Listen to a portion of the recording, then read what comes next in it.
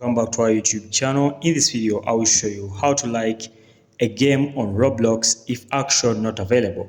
As you can see guys, I'm in my Roblox account. So after logging into my Roblox, I'll choose a game that I want to like. For this case, I'll like this game which is called Block Tales Demo 3. So quickly, I'll click on this game and then I'll wait for it to finish uploading. And then once the game finish uploading, I'll then go ahead and like it. So as you can see guys, this is how the game looks like.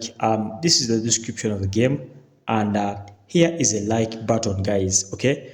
But if at all your like button says action not available, as you can see, let me try to like mine.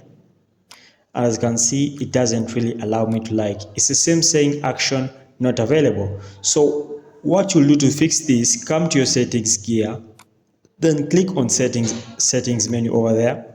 So once you click on settings menu, you need to go to your Roblox and then verify your age.